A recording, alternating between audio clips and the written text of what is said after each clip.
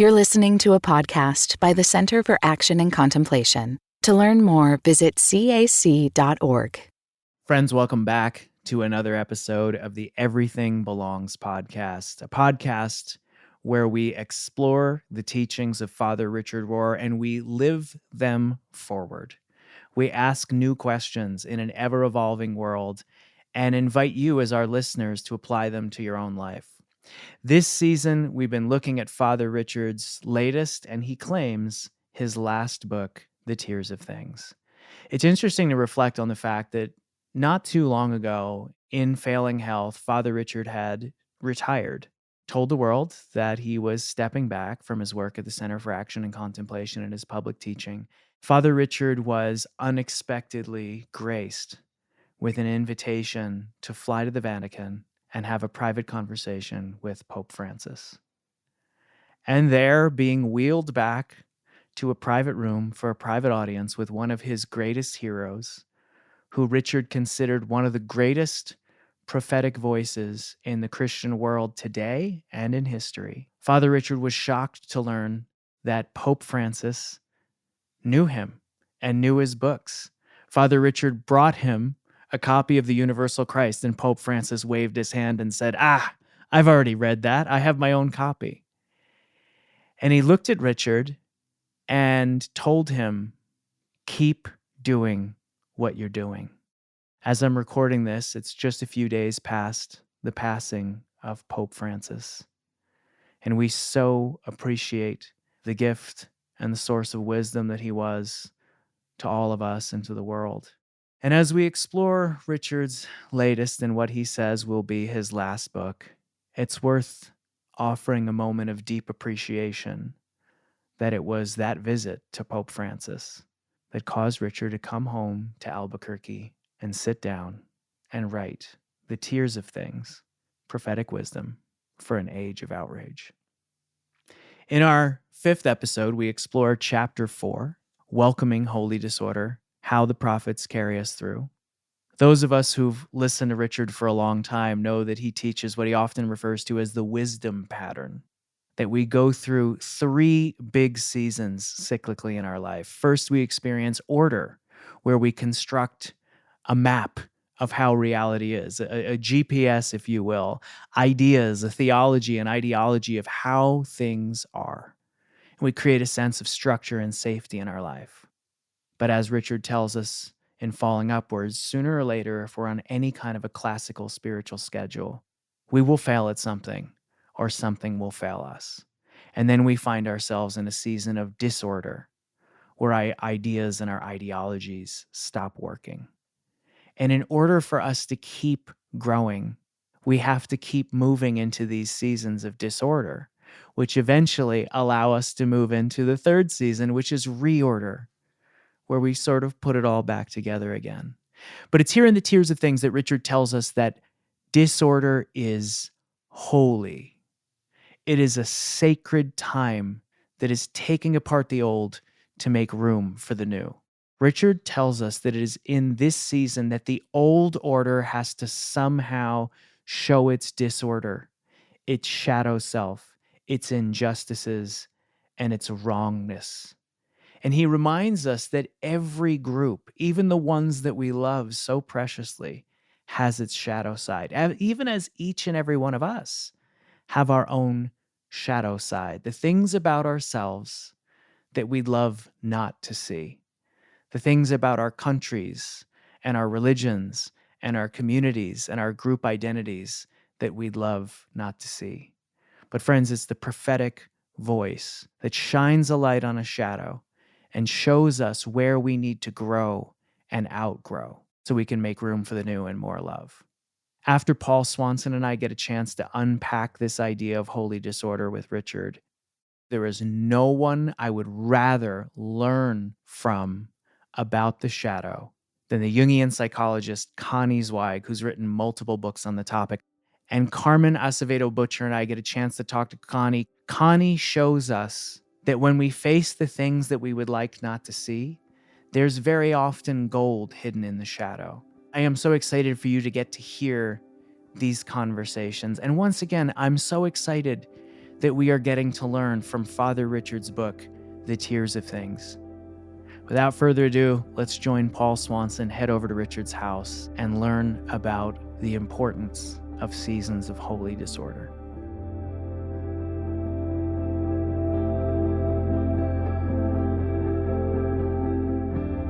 From the Center for Action and Contemplation, I'm Mike Petrow. I'm Paul Swanson. I'm Carmen Acevedo Butcher. And I'm Drew Jackson. And this is Everything Belongs.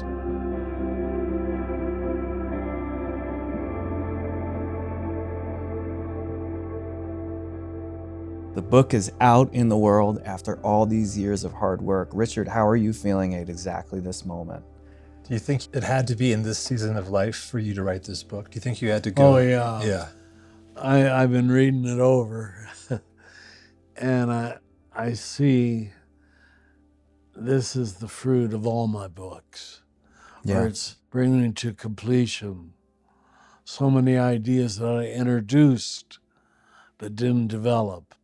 And the denouement of major theme of my life and Jesus' teaching, which is grace. Why and how?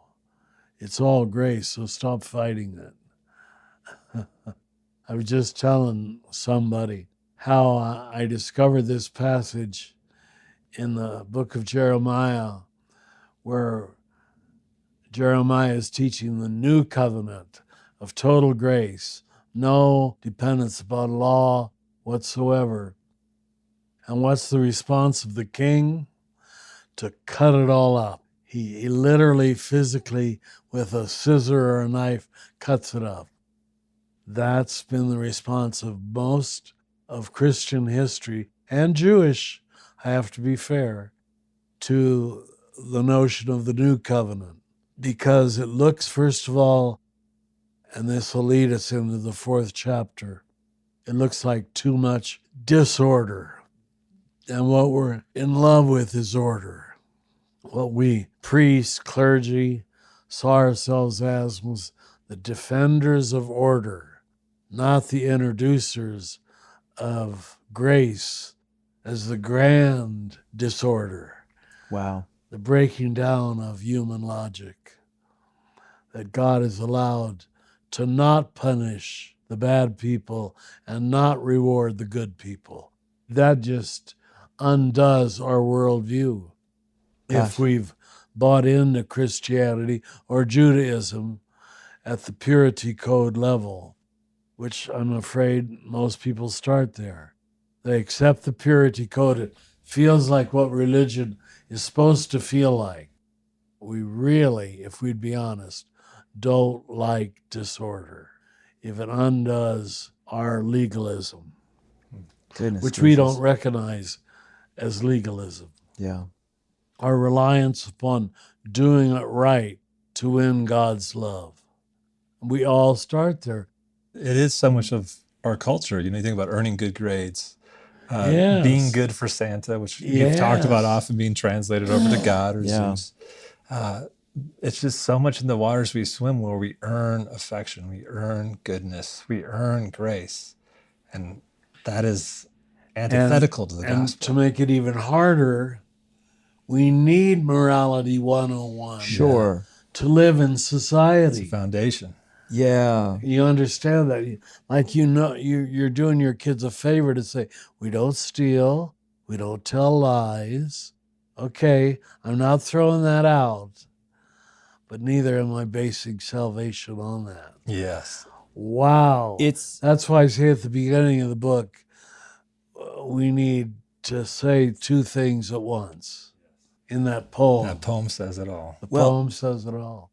Going back to the 2nd or the 3rd century, Origen pitched this idea that there were 3 seasons that we go through in our spiritual walk and 3 seasons of learning, and he equated them to Proverbs, Ecclesiastes, and the Song of Songs.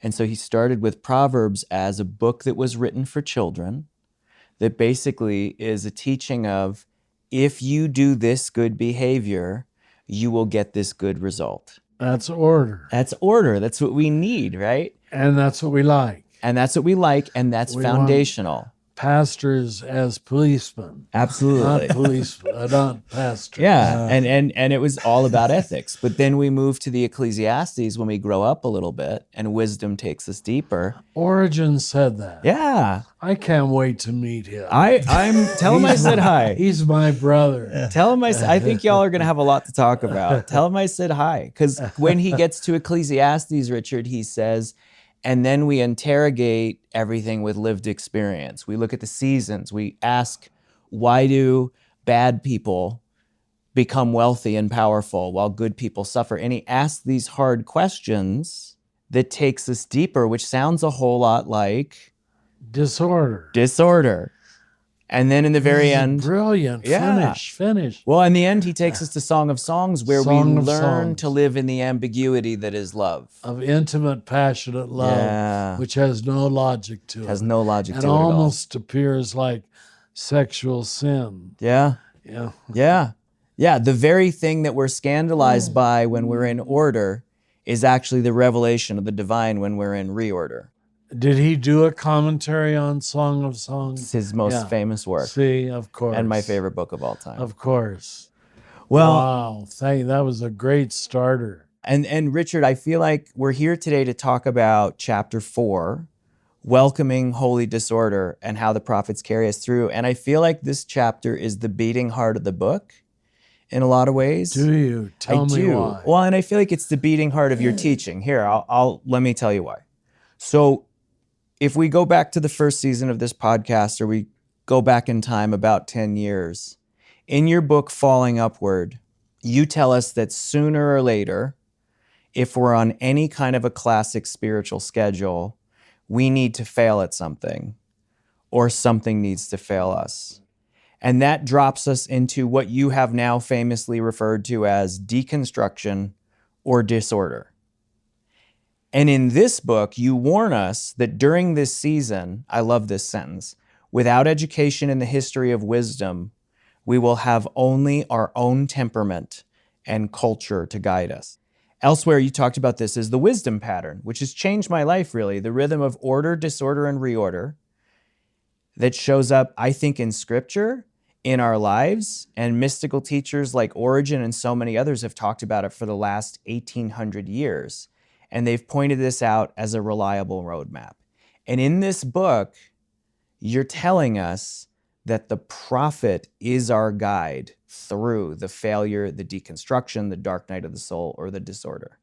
You say the old order has to somehow show its disorder, its shadow self, its injustice, its wrongness.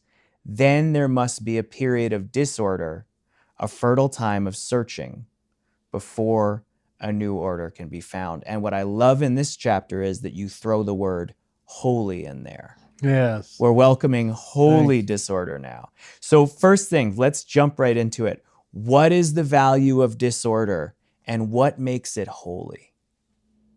It keeps us from the idolatry that order normally becomes, almost always becomes, in any institution.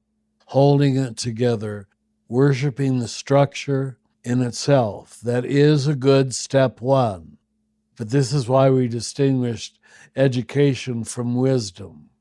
Wisdom is referring to reorder. And a lot of people get so invested in holding their system together, whatever it is, whatever corporation they work for, even working for the CAC. Now becomes an end in itself. It's so easy to idolize your country, your church, your way of doing things. And it always has to show its shadow side that, okay, you're right, but admit that you're wrong once in a while. As we have often said, I'm told in most languages, the exception proves the rule. If you didn't have the exception, you wouldn't recognize how tied you are to the rule. Why does that bother me? Why did it bother some members of Congress, to use a yesterday example, that the president of Ukraine wasn't wearing a suit when he came to talk in the White House. You'd never make it there, Michael. I would not make it there. I don't think I own a Why suit. was that so upsetting? Yeah. That he doesn't have you don't reckon what a rule it's become, a law. You wear a suit to join this men's club. Well, and I just want to quick pull a thread that you let slip there when you said wisdom is reorder. Do you think the movement from order to disorder to reorder is a movement from knowledge to wisdom? Sure. Okay. That's a better way to say it. That's really helpful. To personalize in the way of going from knowledge to wisdom, if order predominantly happens in the West in our mind, where we try to create order in our mind, it takes the limitations of that capacity of knowledge not fulfilling our needs. And then we trip into disorder where it lands in the heart, which is more of the place of reorder. So it's the mind and heart. Would you say that's a fair way of... That's very good. That's what's happened. And the heart isn't guided by logic. Yes. But it doesn't deny logic either. It doesn't deny It's still logic. in conversation with it. That's It holds right. it. It's the container for it. Well, and I think that's why so much of like Eastern Orthodox contemplative practice focuses on sinking the mind into the heart, which you reference in the book. Yeah. You know? And I think we think about this is the necessity of the contemplative practice for being able to see rightly, to being able to see from both the conversation of reality in the mind and heart as the vehicle for the prophet to see and speak from that place. I think what really hit me about this book is I've been so grateful to have you as a guide in processing my own deconstruction. But I think we typically think of deconstruction as something we do alone. Right. Right? And Dr. B would always say deconstruction is a crowded path. And you're showing us in this book, we don't have to do it alone. Yeah. That's helpful. That's a great tee up, because you write in the book, Richard, you say, there must be those who make us lovingly aware of what we cannot see. True prophets will guide us into, hold us inside of, then pull us through to the other side of what will always seem like disorder. What you're saying is the prophet is the guide through disorder, that the prophet shows us this is a departure from the spiritual path, rather this is where the spiritual path leads. What's in the way is the way. So how do prophets guide us to and through disorder? By teaching the primacy of love. Now, you can't teach that to someone who's never experienced love. That's the trouble. And why, as Jesus said, you kill all the prophets? Because people who are still living under the law, to use Paul's phrase, they just look at love language as soft, rebellious, sexual, and therefore dangerous. Because intimate love is not guided by law. Right. You can't raise a child in a courtroom or in a candy store. You can't do either one. You've got to hold this, again, the multiplicity. Hold the boundaries and enter into the love chamber. Well, and it seems like so many spiritual teachers and religious leaders do try to steer us away from disorder and the dark night of the soul. They think that's their job. Yeah. And you're telling us the prophet steers us into it and shows us how to get out the other side. Into the very thing Yeah. that the order person says is bad. Don't go there. It's like Jesus he's brought into the desert, right? Like he's... Or Jesus deconstructing the temple. This very thing you call the Holy of Holies, I'm willing to come in and tear it down. Scandalous. I haven't thought enough about Jesus as a teacher of deconstruction. Oh, yeah. You're right. That's because you weren't taught, nor was I, to read Jesus in the lineage of a prophet. Correct. We thought he was walking around trying to prove he was God. Yeah. Which is, I don't think, his interest. Yeah. Those of you who walk the journey will come to that conclusion yourself. Well, and I think sometimes when we read a teacher in a vacuum and we don't know enough about their context, we don't realize the problems that they're trying to solve, the things that they're pushing back against. That's helpful and insightful. We bring the assumptions of our own context instead. Well, and speaking of a sort of cultural context, Another thing you say in the book is every group, every movement has its shadow side and always will. There must be those who make us lovingly aware of what we cannot see. The prophet can best be heard in times of holy disorder, which mystics have called darkness, which you That's call right. liminal space. When sure things fall apart, the prophets show how they were built on illusion and power to begin with, and not finally real. Because things are always falling apart. Always. And the prophet's job is to illustrate that the catastrophes eventually have to happen, and we must allow them to happen. Gate, parasam gate. Gone, gone. The Buddhists are speaking that to everything.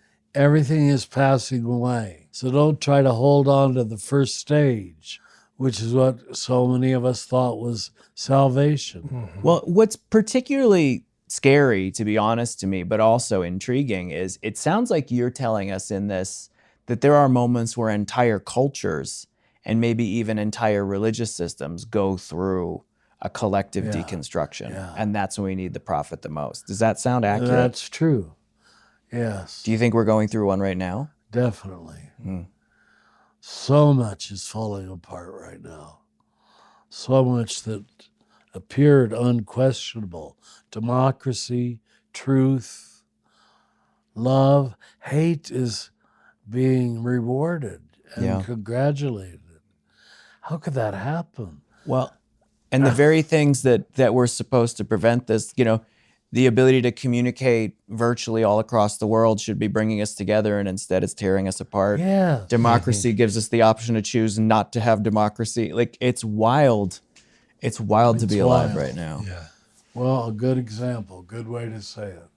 And I do love that you list the qualities of a prophet in this chapter, because I think it helps folks look for that too. In this time, as there's so much falling apart, who are the voices that you can trust? How is that being embodied? I think no list is ever perfect, but like it sparks the imagination for milestones to look out for. Thank you.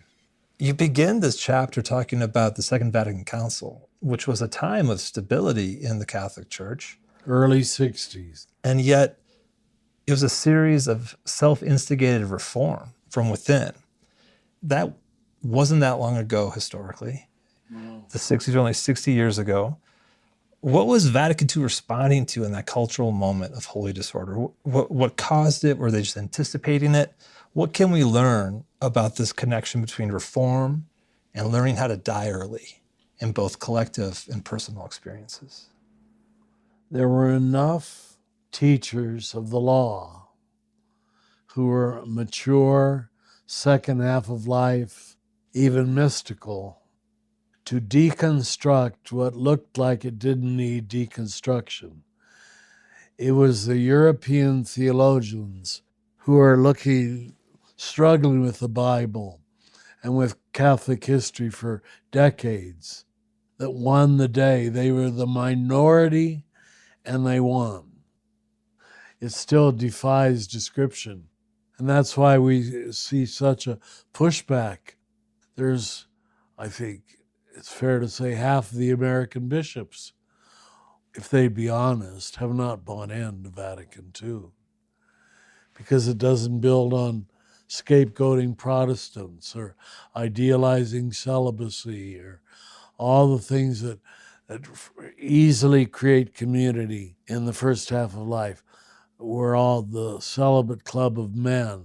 That holds together. Mm-hmm. Once we have women who are priests, I don't know how long that's going to take, but it's going to happen. But it undoes the old boys club. You referenced Stephen Charleston's definition of a prophet, which is the early warning system that alerts the culture that something's about to happen, goes back to ancient wisdom that's going to support us through what's coming next. And I think about how Vatican II did go back to the early church and the scripture. It really did. And some people have said that Vatican II threw the Catholic Church into disorder.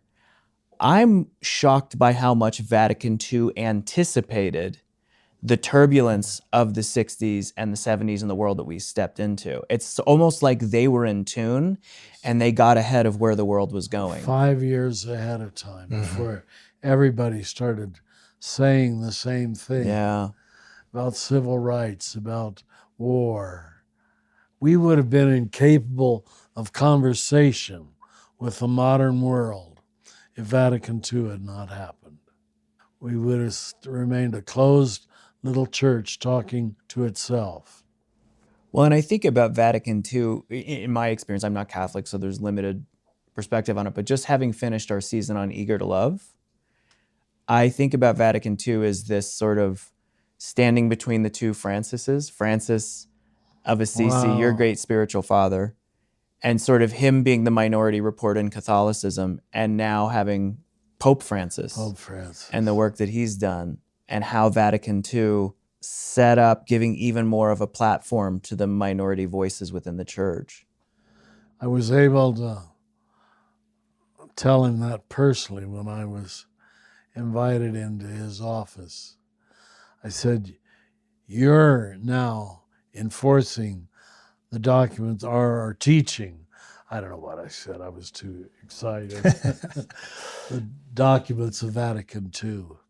And to many people, you look like a heretic. 60 years later, they still haven't figured it out. Yeah. I have to ask, I know when you met with Pope Francis, he told you to keep doing what you were doing. 3 times he stopped me. He said, keep doing it. Keep saying it. So Richard, you were telling us you were retired. You were telling us that if you met Pope Francis, you'd be good to just call it a life and go home. Yes. And then I noticed he told you to keep doing what you're doing, and now we've got a new book. Is there a connection between those two things? I suspect so. That was wonderful. I floated for weeks afterwards. I know we live in a different time, economic times than Jesus and Francis, but economic power and systems still have a heavy hand on dictating and driving and influencing our lives. It feels heavier than ever. Yeah. You feel that way? Because it's possible for people to become billionaires. And it's possible for a billionaire to get into the White House without being elected. How do we best employ this prophetic freedom that we saw in Francis and Jesus?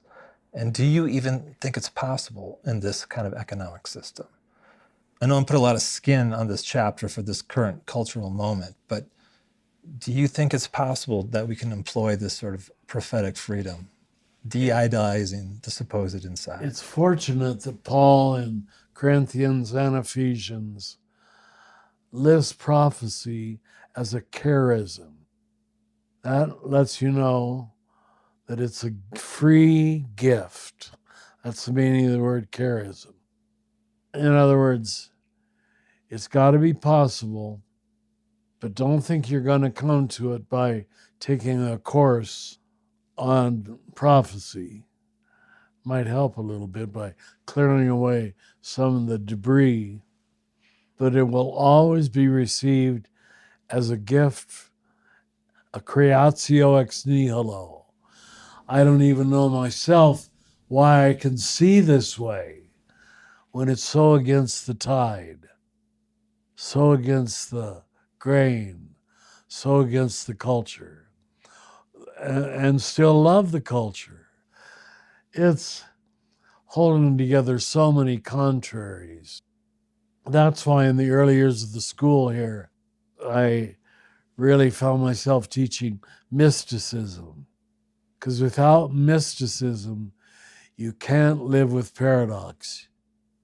Not just competing ideas, but competing feelings. And that's why I use that poem at the beginning. Rosemary Traubert is saying, you can feel two opposing things at the same time. You married men must appreciate it, how you can be angry at your wife and love her desperately in the same moment. Well, I'm single, but I feel that way about my cat. So. Your cat. Yeah. And you, Opie, I love you. At one point in this chapter, you really take a stick to paid clergy. And I do. That's my Franciscanism. I know. And I have to point out, you were a priest the majority of your career, and we're sitting here having It's this conversation with use you. Past tense. Well, I mean, you are a priest. My bad. I'm fine with that. Thinking like a Protestant here. And all of us in this room are getting paid for the work that we're doing. How do you hold that tension of, we know there's good clergy and good people doing spiritual work who are getting paid for it. We sure do. The spirit of the critique with the reality of, taking payment for the work. You just to have set before you what Jesus calls a prophet's reward. That there is a way of teaching the gospel that doesn't need reward. Unless I have that in the schema, there will be no corrective to clergy life as paid, salaried, promoted, rewarded position. Is there anything you do, good minister, for pro bono, just because you're supposed to do it and you don't charge anybody for it? Is there anything? I've had to ask that of people when they're afraid to answer.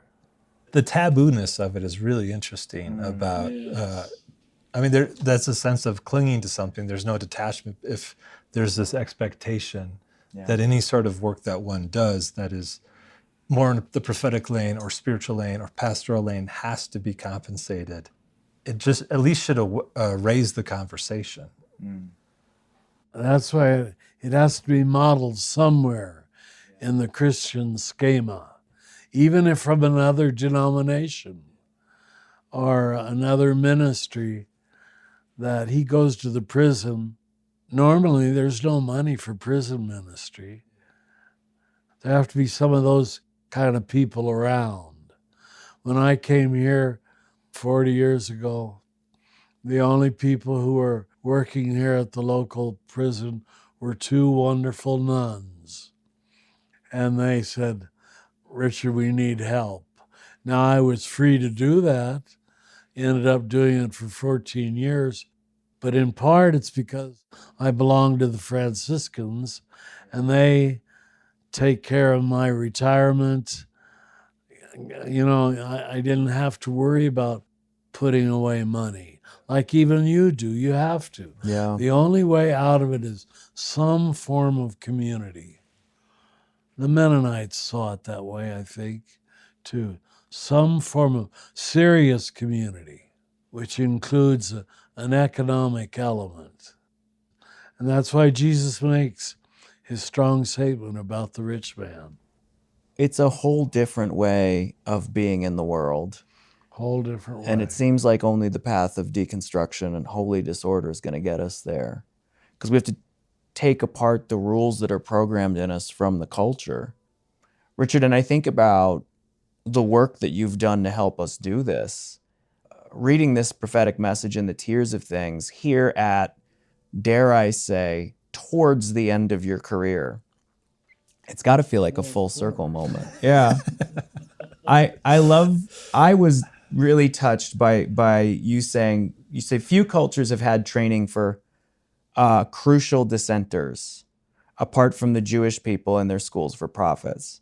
If such internal legitimate critics are not allowed, let alone encouraged and trained, history will only move forward at the cost of blood and heartbreak. Powerful statement. And then I love this part. I founded the Center for Action and Contemplation, the CAC, here in Albuquerque, New Mexico in 1987 because of a growing sense that we needed to educate people to be truth tellers who were inside and effective critics of religious institutions without becoming negative or cynical themselves. A loyal opposition, you would call it today. We knew there must be a way to make room for prophecy, what Paul called the second most important spiritual gift. Prophets move us beyond uncritical groupthink. Every group and every movement have their shadow sides. We need trained seers who are neither codependent on the religious system nor seeking to make a good name for themselves. The CAC's message became a balancing act between action and contemplation. forming contemplative activists and engaged contemplatives in the lineage of the mature Hebrew prophets we are also discussing. Richard, all these years later, amazing. How does it feel to have founded the center, and where do you hope all of this keeps going in training folks to be the guides through the holy disorder that we are clearly going through as a culture? You know, we've got to first recognize how debilitating and blinding this search that we Catholics started by seeking out and wanting to be the one true church, one holy Catholic and apostolic. Our Orthodox brothers and sisters name themselves, you know, Orthodox means right. Yep. It was a wrong goal, no offense. It was no worse than we Catholics. We're the right ones. I had a humble Orthodox bishop visit me last week. He came in full robes, and he said, I had to sneak in, though. If any Orthodox priests or bishops would see me coming here to talk to you, I would be persona non grata. Wow. Yeah. He was the most beautiful, humble man. But you would know Protestant history better than I. Everyone wanted to be the new saved group. So we had a wrong goal to begin with, which set us on the wrong course, guided by ego, instead of the wonderful course guided by spirit. It's nobody's fault. When you look at the timeline of cosmological universal history, 2,000 years is a drop in the bucket, is a grain of sand.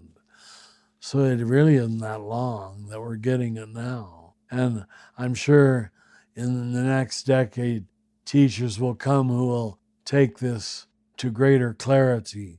But I still know they won't surpass the notion of grace. Creatio ex nihilo, creation out of nothing. Nihilo means nothing. We want to make it creatio ex, I don't know how to say something in Latin. We always want to create a something. Correct baptism, correct moral behavior, correct belonging. Nope. It's nothing we can create. That is such good news. But we still don't want to appreciate that even, because it looks too free. And even the sinners will get in. Damn it. How dare they? Yes. Even the bad people will get to the banquet table. I don't want them at the banquet table. I just want other white Catholics with an American flag on their lapel. You're saving that seat for Origin. That's right. Origin. That's right. Can't wait to meet him. Thanks to you, Michael. Tell him I said hi. I think you're going to have a lot to talk about. Well, and I hear you saying that even in our great work at the CAC to attempt to be guides through disorder and train folks to be that, we can't turn around and think we have the new truth and we have it figured out. Right. We have the skeleton key to the whole thing. If we become smug, we're victims ourselves of stupidity, evil, darkness, use whatever word you want. But then God understands that. Does it never stop? Infinite mercy never stops. Next chapter, we'll talk about Jeremiah. And in one translation of Jeremiah, there's a great line where he says to God, you tricked me and I was tricked. And I think part of that is God just doesn't play. We want to create the rules for God to play by and for humanity to play by. Played. Yeah. And they just won't do it. It's mercy upon mercy all the way to the end. As we bring this one on home, would you give a blessing to our listeners for how they themselves can listen to prophets and themselves be guides through the holy disorder that we all seem to be going through right now? Lord, give us the grace, and I do mean grace, to know how to love what's happening in the world today, in our country today, and the people who are making it happen with weapons or with lies. And yet don't let us feel superior because we see the untruth of these weapons and these lies. We've used them too, maybe just in a lesser form. So may we live under the waterfall of mercy and live there permanently and gratefully, forever. Amen.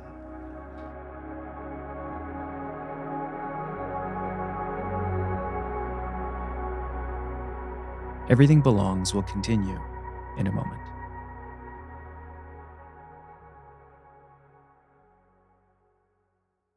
Are you yearning to deepen and expand your spiritual journey? Embrace your life as a curriculum unfolding in Essentials of Engaged Contemplation from the Living School and the Center for Action and Contemplation. Rooted in the Christian contemplative traditions and the teachings of Richard Rohr, our new year-long course features trained guides and CAC's renowned faculty. Enroll at cac.org/EEC. Join us exploring what it means to see through the eyes of love in Season 8 of CAC's Learning How to See podcast, hosted by Brian McLaren and guest host Carmen Acevedo Butcher. Broaden your view of the faces, voices, and experiences of love with thoughtful interviews with Nadia Boltz-Weber, John Deere, and more. Learn more at cac.org/podcasts. That's cac.org/podcasts. If you've been hurt by those who claimed to speak for God, you're not alone. Unpack your experiences at How Do We Heal Our Spiritual Hurt? A live online gathering on Friday, July 11th. Learn from Brian McLaren, James Finley, Carmen Acevedo Butcher, and our special guest, Hillary McBride. Learn more at cac.org/heal. That's cac.org/HEAL.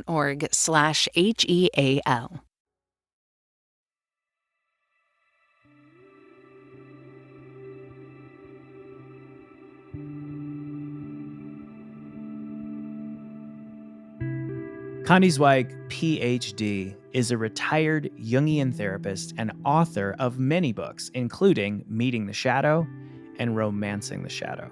Her award-winning book, The Inner Work of Age, Shifting from Role to Soul, extends shadow work into midlife and beyond and explores aging as a spiritual practice. And honestly, friends, you could read The Inner Work of Age as a sequel to Falling Upward. It's so good. Her book, Meeting the Shadow on the Spiritual Path, The Dance of Darkness and Light in Our Search for Awakening, is one of my top 5 favorite books. It looks at shadow work in religion and spirituality. Her new podcast, Dr. Neil's Spiritual Awakening to Non-Duality, posts on all podcast platforms. You can also find her Substack for live streams and new writings at www.shadowworkawareness.com/about. Connie is a friend. Connie is a fellow graduate of my alma mater. Connie is a teacher. Connie is one of my favorite people, and I'm so glad she's joining us on Everything Belongs.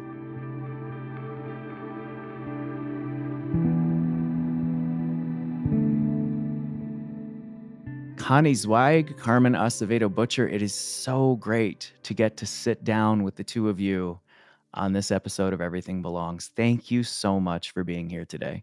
Thank you, Mike. I really am honored by the invitation. As we jump into it, would you mind if I read a passage from Richard's chapter just to sort of set the context? So Richard writes, and I really love this, he's talking about changing from the old order to the new order and the necessary growth that needs to happen in us individually and in us as a society and culturally. And he says the old order has to somehow show its disorder, its shadow self, its injustices, its wrongness. Then there must be a period of disorder, fertile time of searching before a new order can be found. Where I sit, Connie, as a huge fan of your work on the shadow, especially the shadow on the spiritual path, I experience you really as a prophet for our time.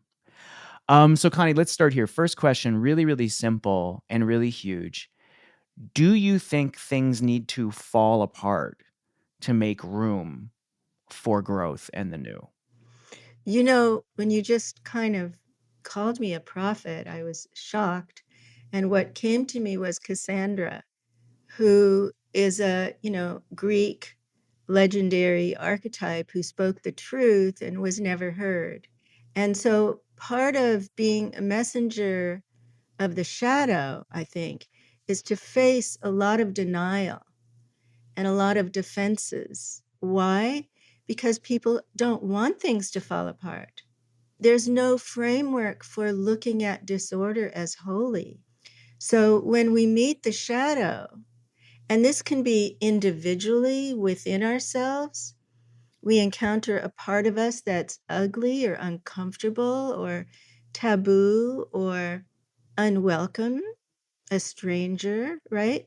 Or it can be interpersonally when we encounter that in a projection on someone else, or witnessing the collective, because all of these systems at every level all experience this process of breaking down and breaking through, and that liminal period in between, or the order, what Richard called the priestly order, the status quo, and then the encounter with the dark side and the liminal space that comes with that. And then the reorder, what he called the reorder, what I would call the emergence of something new. And that's happening at every level. I mean, there was a physicist, Ilya Prigogine, who spoke about this in the micro world, that there needs to be disorganization for systems to reorganize at a higher level.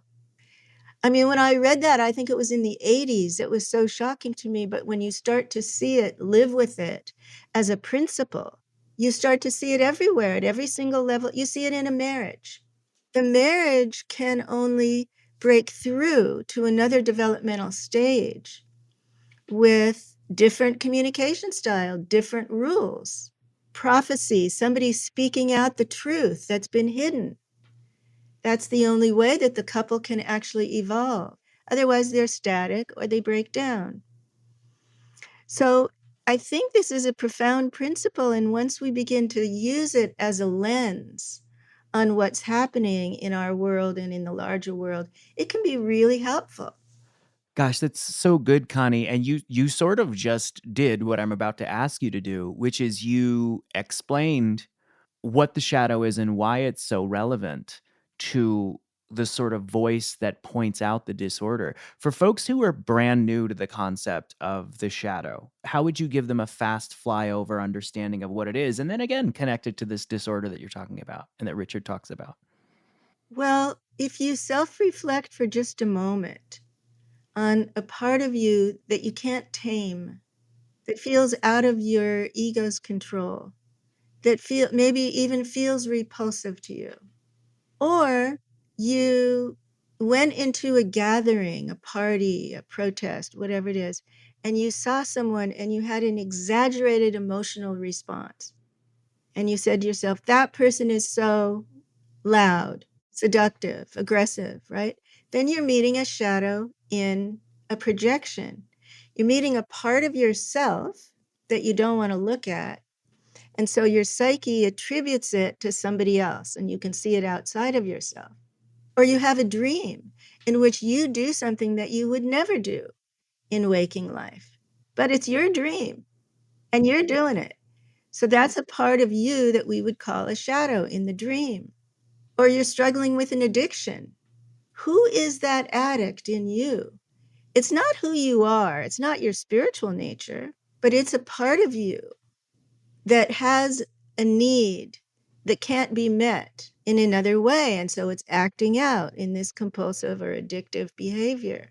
So with shadow work, we begin to explore those parts, whether they're internal, whether they're in a projection, a dream.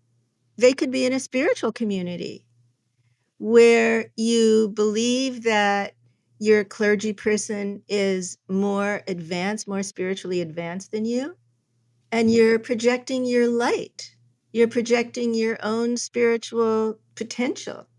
And then that person begins to act out destructively. Maybe he says a cruel thing, or she does a mean thing, or they get caught up in the power or the money, right? And we can go into that in more detail. When we meet a shadow, there's a disruption that happens. And most of us will quickly shut it down. No, that's not me. I won't do it again. I'll never say that again. That's just a dream. It doesn't matter. And so we shut it down. And what happens then? We lose the connection to the gold in that shadow. We lose the message that's encoded in that relationship, in that dynamic. And there's tremendous power, intelligence, information in these experiences. So we begin to change our relationship to the shadow and allow it some space. And there's a disruption. There's a moment in which I don't like myself, or I feel ashamed, or I become self-critical, or, oh, my partner has this issue. I didn't know that when we got married.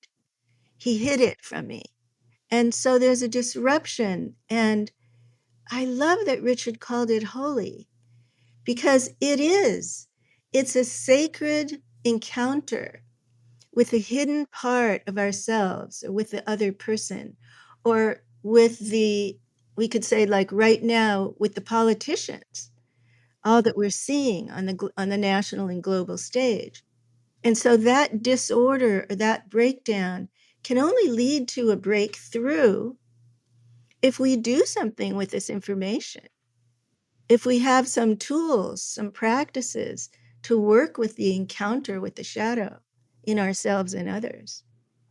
In line with what you're saying, how does this happen collectively? And you are welcome to be specific if you like about sort of the collective shadow in the moment that we're in right now. Well, sometimes I think about the shadow as nested dolls. So our personal shadow is nested in the family shadow. That's where it forms. When we get all these verbal and nonverbal messages as kids of what's good and what's bad. And what's bad goes into that dark room. And it might be anger, it might be tears, it might be creativity, it might be a talent. But no, that cannot be expressed in this house, or that's not Christian, or that's not kind. And so there's a lot of material that gets stuffed into the shadow as a result of this group shadow, the family. And this is all unconscious. It's not like the parents get together and say, okay, this is our persona and this is our shadow. We're a good Christian family. We're a good Jewish family. So everything else gets hidden. It's not a conscious process. But that family is nested in a community. It may be a church. It may be a different community. It may be a political community. It may be a charity. It may be a school system. The school is also part of the community shadow, and the messages that we get there about what's okay and what's not okay. And then that community is nested in kind of larger tribal shadows, like religion or the state. I'm a Californian. The race, I'm a white person, I'm a Black person. Age, or all of these kind of local identities carry their own shadows. And then they're nested in this national shadow. What is it to be un-American? What is un-American? That's the forbidden kind of the message that we get about what's forbidden if we want to be patriotic and loyal to the country. And then America is nested in the global shadow, which is very split now and divided into different sort of tribal entities, right? Democracies and autocracies, pluralistic societies, and all different kinds of ways. So if we look at only what's happening in the political sphere, we're kind of missing out on the roots of that. The roots of that, are in individual messaging during child rearing and education. For me, as a psychologist, that's how I see it. I see the politicians' psychology when I listen to them and watch them. I'm calling for shadow awareness. I'm asking people to begin to kind of look through this lens and do your shadow work so that you're not adding to the darkness. so that you're not adding to all the collective projection that's happening now. The call of holy disorder to look at our own shadows so that we can combat the shadow projection is, wow. I appreciate how you make it so accessible, and you make shadow work a part of interconnectedness with all the processes that are alive, like butterflies go through the cocoon and get disordered. Yes, they're Right. turned to mush. That still remembers and then becomes a butterfly, and it's Yes. all still there, but reorganized. We sometimes think shadow work is only heavy lifting. Can you talk a little bit about humor and the many facets of engaging with humor, reflecting on humor, our own and others, and what makes us laugh, and how that relates to shadow work? Oh, nobody's ever asked me that, Carmen. 100 years ago at the founding of psychoanalysis, Freud realized that shadow, what he would call id, showed up in humor because dirty jokes, shaming jokes, somebody slips and falls, people laugh. Or somebody makes a sarcastic remark that's really not politically correct and people laugh. And Jung kind of continued to explore that. It wasn't a main part of his writing about the shadow, but he acknowledged that that is one way we meet it, and, just like the other ways that I mentioned earlier. And you'll notice if you go to a comedy club, a lot of what people are joking about and laughing at is uncomfortable. Why is it uncomfortable? It's taboo, or it's racist, or it's sexist, or it's ageist, or it's homophobic, right? And they kind of bring it out of the closet for a moment to release that energy in a laugh. And then it goes back down in again because nobody really stays with it to work it consciously. I appreciate that you brought my attention to this some years ago because it made me really think, what do I laugh about? And sometimes I realized I didn't really want to be that person. I mean, to be Yes. honest, it's like, Right, I wanted to be a freer, happier, kinder person, in other words. right. And so it was super, I think, useful. If I remember correctly, there's a point where Jung says that we can't integrate the collective shadow, right? It's too big. And yet we still have to face it. So you have the nihilistic danger of it's so big that you just say it's pointless, there's nothing I can do, you roll over and die. And you give in to hopelessness. And we call that burnout today. But the flip side of that is the narcissism, where when you face the shadow, you're so sure that you've got it figured out that you get self-righteous and arrogant. As individuals looking at the collective shadow of our culture and our country and our community and our family, how can we do so without being gobbled up by hopelessness or arrogant fury? So both of those responses, hopelessness, powerlessness, depression, and ego inflation, grandiosity, are extreme responses. Neither one of them emerges with a stable, consolidated ego. A healthy ego isn't going to collapse under the weight of it all and isn't going to say, I'm the expert, I know it all. So from my point of view, shadow work is spiritual work. And everyone who wants to take this on needs to have a spiritual practice in which they can center themselves, find their breath, connect with their bodies, quiet their minds, calm their nervous system. And whether it's prayer or meditation or chanting, whatever it is, to be able to have that internal refuge for renewal. And when I was in clinical practice, I would have people meditate every day. I would teach them how, and I would ask them to do it every day. Some people did it twice a day. And then they have a platform from which to meet the shadow. Then they can kind of read the news and know when to stop reading the news and come back to their refuge and sit down in their center and say, okay, now I'm informed and I can let it go. Or I had this fight with my wife or my husband. Okay, I need to meditate and let it go. Then I can do my shadow work. What was I accountable for in this fight? What shadow part of me came up that was mean or angry? But you can't do that if you don't sort of have a home base from which to operate.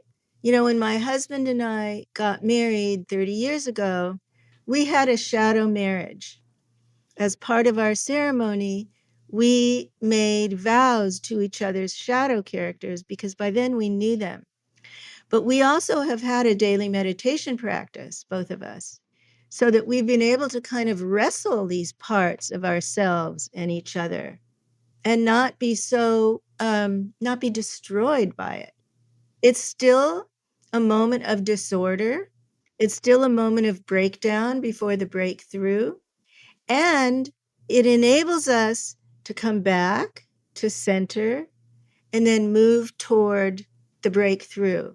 Oh my God, I see what I did. I can work on that. I'm finding this new part of myself. Let's stay with it a while and see what it really needs. Because there's a deeper need inside of every shadow character that's valid. These are not random parts of us. They have meaning and messages for us. What's interesting is what I don't hear you saying is, like you're saying there, you do the work, but then you still show up for the relationship. My caution with some shadow work that I've encountered some places is it only becomes inner work. And so, you know, in a moment where people are like, oh my God, I feel so overwhelmed by what's going on in the world, we still want to show up and like carry our bucket in the bucket brigade, find what is our work to do, put our healing in the service of the world, speak truth to power. We can't do that outer work without doing the inner work. Could I ask you to say one more little bit on how does that inner work then inform that outer work, how we show up in the world, in relationships, in the activism that each one of us is individually called to and we're called to collectively together? When you begin to carry shadow awareness, you begin to communicate differently and you begin to act differently. How do we then act upon all this new awareness? And what I'm finding for myself, I was an activist in Berkeley in the late 60s and 70s. And so much of my politics was fueled by rage. And after I became a psychologist, I began to realize how much of it was psychodynamic rage, rooted in my family issues that I was unconscious of in my 20s. And now what I find, a lot of my activism is fueled from grief as an elder. And so I think what we can do is we can ask ourselves, you know, what's motivating me? I think Richard spoke about purified motives, purified motivation. How do we purify our motivation for activism? And there's a whole chapter on this in Inner Work of Age. When I was in Berkeley in the 60s, all the police were bad. So now you have shadow awareness. You don't want to do that. You want to humanize everyone and recognize everyone has a limitation and everyone has unconscious process, is unaware of the impact that they're having.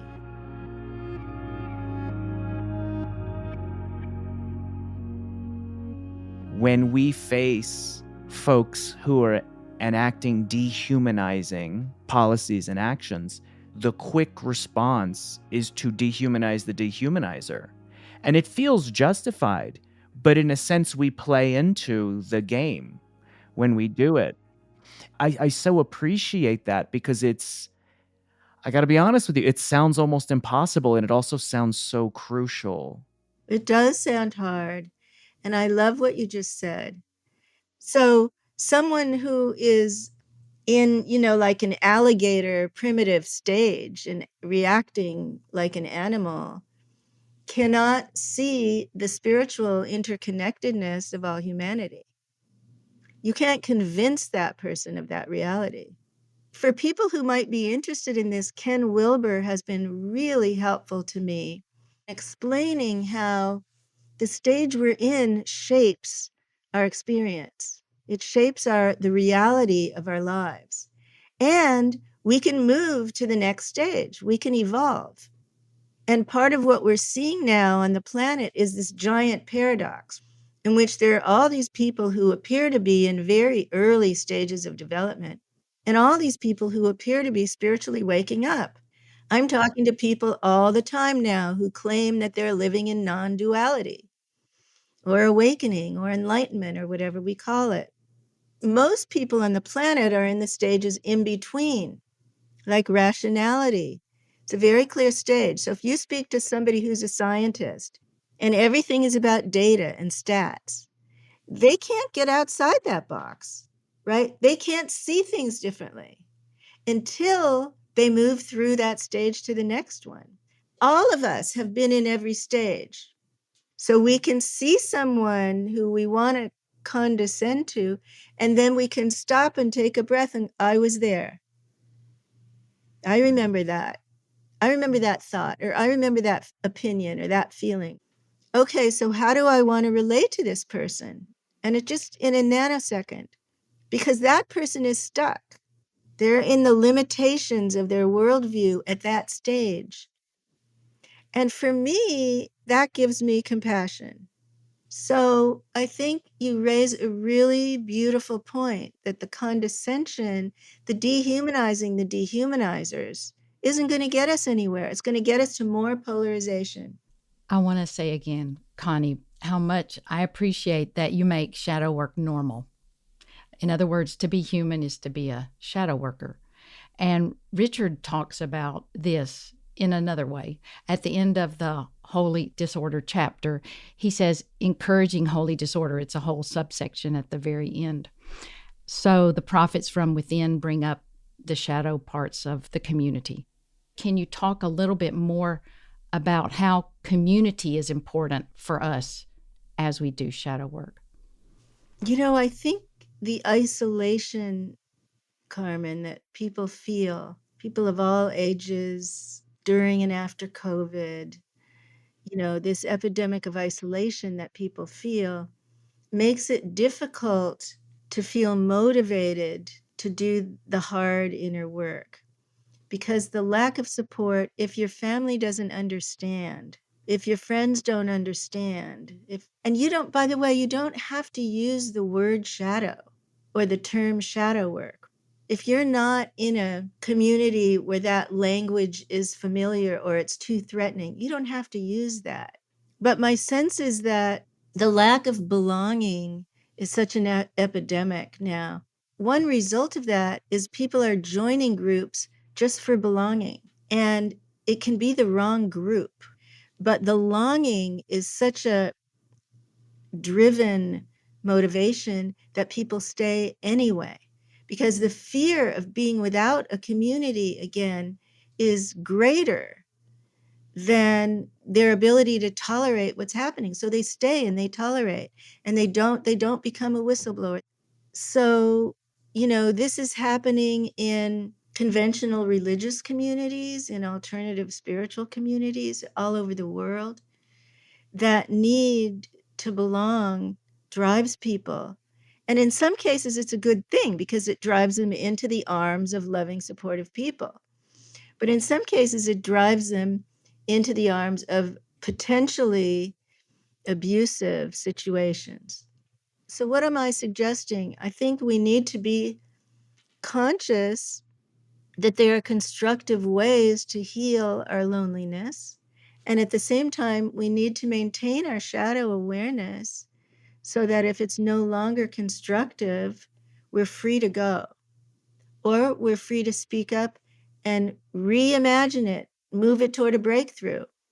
Because these, as we said in the beginning, systems tend to break down at some point. We meet the shadow, they break down, they reorganize. Now they can reorganize in the status quo, tuck it away, nothing ever happened, which is what happens initially, or they can allow it to break down and totally reimagine it in a breakthrough. It's important for people to even know that that's possible, that it doesn't have to be hidden and stuffed away and then continued in the old order. Something else can happen. So many of our listeners have come through the Christian system, and a lot of them have been burned by Yeah. the abuse of power and spiritual communities going sideways. And we can assume that that's a uniquely Christian experience. And you remind us that it's a fundamentally human experience, right? It's a fundamentally communal experience that the shadow will show up. That's important, you know? Yeah, I'm here to tell you, man, wherever there's people, there's shadow. But it's in every single denomination. I'm not saying that we stop practicing our religion because it's all abusive.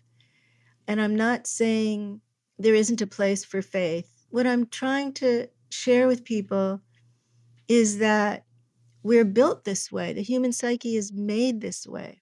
We are little sponges when we're born. Pre-verbally, we get these messages not to touch our bodies, not to cry, not to scream. And, you know, with each passing day, from parents, grandparents, teachers, peers, our peers teach us what's okay and what's not okay in middle school. I'm watching that with my grandkids now. This is not something we can avoid through faith or any other way. This is something that we've been given. And unfortunately, we haven't been given the tools to work with it, to learn from it. We haven't been taught the practices that are there. I mean, they're there in every contemplative Christianity has tools for working with the psyche, all kinds of tools. And a lot of that has been repressed in the churches, I would say. In not just the Christian churches, but in religion, a lot of that has been repressed because there's a splitting that happens, God and the devil, good and evil. And nobody wants to be on the side of the devil. So we bury it. Not only what's okay with me and what's not okay with me, but what's not okay with them. What is it about them, the non-believers, the infidels? They're all going to hell. And so there's fear is used, threat is used, shaming is used to create shadow content. And as we begin to kind of excavate that, like I'll tell you a story of how I worked with that with a client. This man came to see me who was a Buddhist practitioner, and he was very identified with being a Buddhist, and he was gay, and he was very ashamed of being gay, and he couldn't figure out why. And we just began to kind of go through the layers of his psyche, uncovering the different layers of messaging. And he finally was able to admit that a Catholic, I think it was an early school teacher, had talked to them about what it means to be gay and how those people were going to go to hell and it was a sin. And he had no conscious memory of that message. He said it may have only happened one time. But that was underneath all these Buddhist meditation practices and his parents' acceptance of him. But that was that root message, was that he was bad and he was a sinner. That's who he is at the level of identity. So he needed to do shadow work with that. And what does that mean?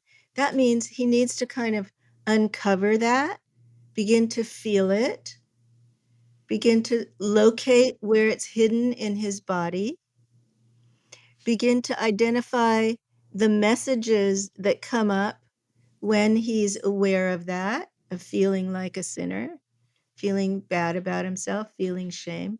What is he telling himself? And as he did that over the months, this part of him, he named it the sinner. And it began to become more and more conscious. And what happens when you do that is it loses charge in the unconscious, right? Because it's not being stuffed down. It starts to emerge into the light of awareness and it starts to lose its charge. You know, earlier we talked about the addict. So you would do the same method with the addict or whatever your shadow is. It could be a tyrant. It could be a crybaby. It could be an abandoned child, whatever that is. And then you can have a relationship with it. It's not only that you remember it, you start to have a conscious dialogue with it. And what is the deeper need of that shadow character? What do I need now in this moment to take care of that part of me? How can I reparent it or reclaim it or re-embrace it now, accept it now? And it's also not who I am.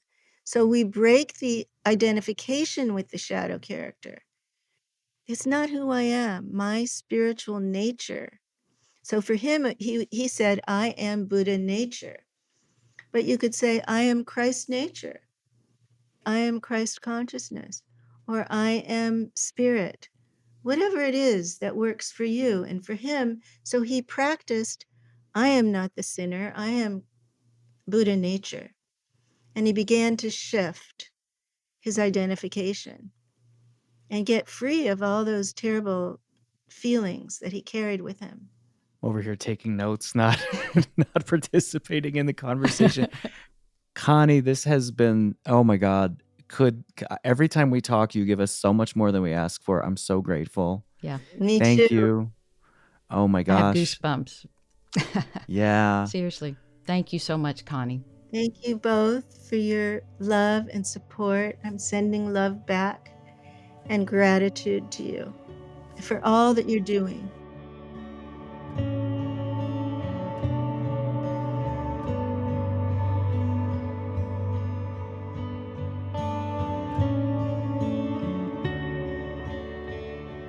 Oh my gosh, Carmen, what a conversation with Richard, and then what a conversation with Connie Zweig, huh? It was awesome. On page 47, Richard says, prophets move us beyond uncritical groupthink. Every group and every movement have their shadow sides. We need trained seers who are neither codependent on the religious system for their identity, nor seeking to make a good name for themselves. And I think Connie was giving us some of those practical tips to be those trained seers. And it starts by looking at our shadows and then looking at the collective shadows of our communities and our churches and our institutions and our political parties and our cultures. Just, oh my gosh. She makes it so ordinary and normal and fruitful. I love how she says, wherever you find humans, you find shadows. And isn't it sad or frightening, the fact that whenever we do have those people who rise up, as Richard writes about, and we, in effect, exile them, just as we've exiled parts of ourselves. I think of, for example, Origen. I think of Marguerite Porete, who was actually someone who wrote this beautiful book and talked about arrogance in the church, and she was burned at the stake. And later they said, no, she really wasn't a heretic, but you cannot unburn someone, do you know? And so we haven't been kind to people like that. And Richard writes about this at the end of the chapter on holy disorder. He says, and it's that subsection I just love, Mike, where it says encouraging holy disorder. He says, it is counterproductive to our own gospel message to keep excommunicating and dismissing our would-be reformers, people like Origen of Alexandria, the Beguines, and he lists several others. Someone must be trained and blessed for the prophetic role of official devil's advocate from inside the community. Then they no longer work for the, quote, devil, but for the angels of light, Richard says, and cannot easily be dismissed. Then holy disorder can bear fruit and become a new source of an order founded on God's love for everyone, no exceptions. And that tenor is also what I hear in everything Connie says, that we be compassionate. It's so good, and it's such a gift, to be taking this journey that Richard's taking us on. In our last chapter, in our last episode, we talked about the calling to be the remnant. And now we're talking about the importance of holy disorder, using that voice to criticize the existing order. And Connie's reminding us that if we're going to do that, we also need to be willing to turn that lens around and look at ourselves, to look at the disorder that's taking place inside of us, to look at our own shadows when we look at the shadow of culture. I will think for a long, long time about the struggle of not dehumanizing the dehumanizers. That's going to stay with me for weeks and months to come. Well, it's because it's so easy to do. I mean, like I would never do that, one says, and then points that finger. My mother used to say, you're pointing one finger out and several pointing back at you. And that's what Connie, in essence, says, right? That whatever sets us off in someone else, we would do well to take a pause and look at that and go, what is it in me that I haven't accepted also? Which is super helpful. What practical invitation and challenge would you invite to our listeners in the next month as they sit with all the wisdom in this chapter and all the wisdom that Connie shared with us? What I keep hearing Connie say is to embrace the parts of ourselves we've exiled, because in that descent, in that befriending, is where we get self-explodes, she says in one place. And we level up, as the young people say, and we grow in kindness. So for me, what I would want to do and hope to invite others to do is when we do find someone that sets us off, a piece of news, another person waiting in line in front of us at the post office, or some memory, that we pause. Because that's another thing she says, pause and sit with that. Really, it's a lonely part within us, I think, that wants our attention and wants us to listen to it. So that's what I would say. Sit with it and become your own friend, really. I so appreciate that. And that, gosh, that reminder that we have to do our inner work so that we can turn around and do the outer work. And as Richard's telling us in this book, to do it from a place not of just rage, although it's so appropriate to be angry, and not just grief, although God's the injustice and the suffering of the world, and a deep look at our own shadow, and the shadow of our culture leads us to so much sadness, but to continually find the compassion underneath it all for the parts of ourself that have gotten lost, or the parts of our culture that we don't want to look at because they're ugly and challenging, to instead bring that love and be willing to challenge all of it to make love more real than the world around us. What a gift. And I love, too, that she says that's where we find the gold, you know, the parts of ourselves that we haven't given voice to yet, that are worthwhile, that maybe no one has ever told us are worthwhile. Yeah. I want to read a poem that she includes in, I think it's Meeting Shadow on the Spiritual Path. She quotes Wendell Berry because one of the things that I think Connie does so well is that she helps shadow work seem beautiful and human. And here's the quote from Wendell Berry. To go in the dark with a light is to know the light.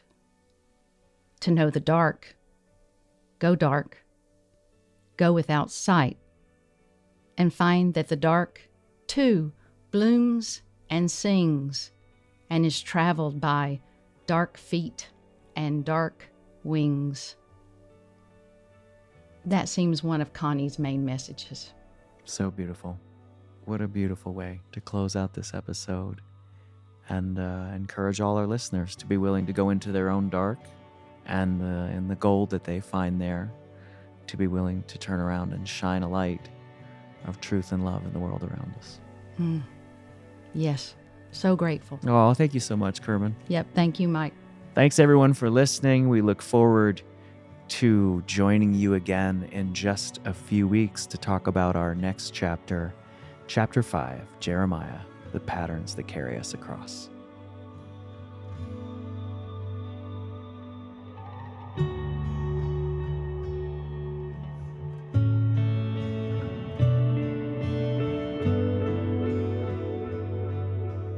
Thanks for listening to this podcast by the Center for Action and Contemplation, an educational nonprofit that introduces seekers to the contemplative Christian path of transformation. To learn more about our work, visit us at cac.org.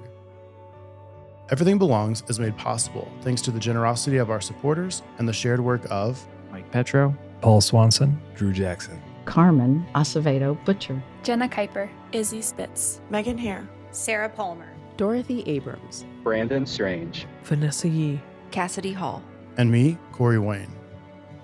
The music you hear is composed and provided by our friends Hammock. And we'd also like to thank Sound On Studios for all of their work in post-production. From the high desert of New Mexico, we wish you peace and every good.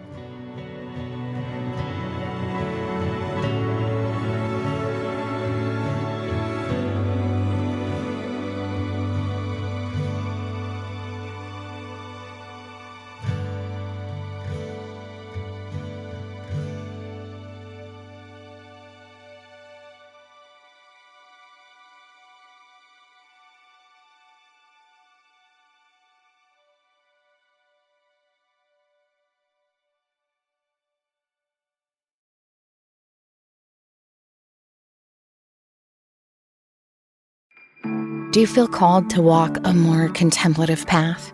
The Center for Action and Contemplation is an educational nonprofit supporting the journey of inner transformation. Our programs and resources will help grow your consciousness, deepen your prayer practice, and strengthen your compassionate engagement with the world. Learn more about our resources, such as publications, podcasts, email series, and events at www.cac.org.